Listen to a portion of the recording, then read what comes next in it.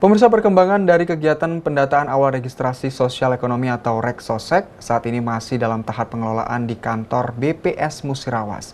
Dan proses REKSOSEK masih berlanjut antara pengelolaan data dan juga verifikasi. Oleh karena itu, sebanyak 70 orang diperlukan untuk operator entry.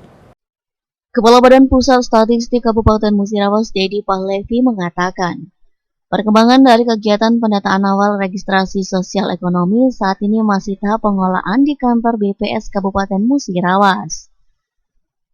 Proses REKSOSEK masih berlanjut antara pengolahan data dan verifikasi sambil berjalan, sehingga harapan kita dapat database relatif bersih.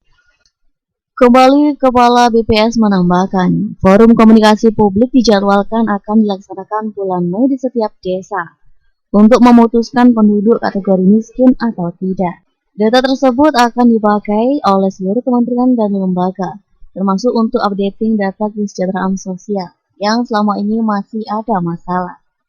Tujuan diadakannya REKSOSEK 2022 untuk menyediakan sistem dan basis data seluruh penduduk yang terdiri atas profil, kondisi sosial ekonomi, dan tingkat kesejahteraan yang terhubung dengan data induk kependudukan, serta basis data lainnya yang terhubung hingga tingkat desa kelurahan. Dan saat ini dibutuhkan sebanyak 70 orang sebagai petugas pengolahan atau operator entry untuk wilayah Kabupaten Musirawas dan Muratara.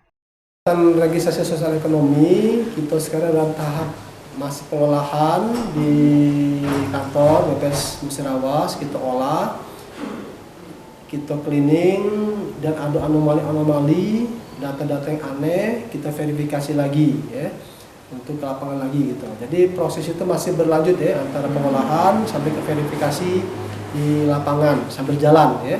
Sehingga harapan kita setelah pengolahan ini lagi kita dapat database yang relatif bersih lah, bagus untuk kita laksanakan di bulan Mei forum komunikasi publik atau FKP di tiap desa.